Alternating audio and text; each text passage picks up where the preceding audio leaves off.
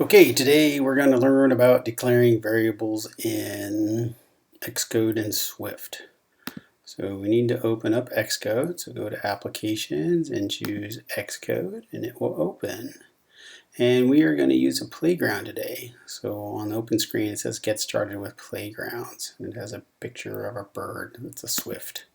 A swift is a kind of bird.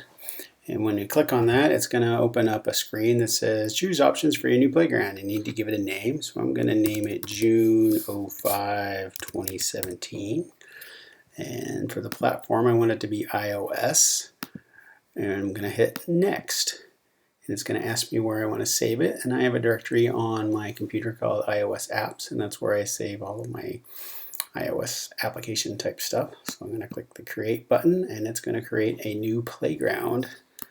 And because I'm not logged in as an administrator, it's going to ask me for the administrator password. This may not happen for you, and probably won't. And I am now connected. And what you get is a new playground. And up here at the top, there's a comment that says playground now, and a place where people can play. And it says import UI kit. And you don't need to worry about what that's doing right now. And the first line here, and it always puts these three lines in when you start a new playground. It says var str equals, and inside of the quotes, hello playground. And up here at the top, it's got a little spinner that says it's running. And what that's doing is it's actually compiling the code in this playground. And when it's done, it's going to give us a message here over on the right side of the screen, hello playground. This is kind of like an active debugging window. And so whatever you put into a variable over here on the left in the playground will show up in this window over here on the right. So out of the box, when we just created this, we got var str equals hello playground. str is an acronym for string. And Swift is kind of interesting in that you don't have to tell it what a type of variable is. It just infers the type of a variable from the way you declare it. So because we put the text between two double quotes here, it knows that this is a string.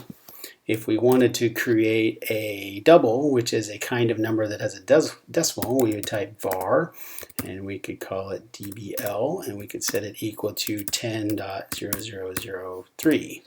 And it's going to know that that's a double because there's a decimal here. Right? Now we cleverly named it dbl, which is an acronym for double, and we cleverly named string str, which is an acronym for string. And so when we read our code, we know that this variable is a string and this variable is a double, and we don't have to actually look inside of it to see what it is, even though the playground shows us over here on the right side of the screen what the variables are. Now let's declare an integer. So we type var, and we're going to make it int, which is an acronym for integer, and we're going to set it equal to 5.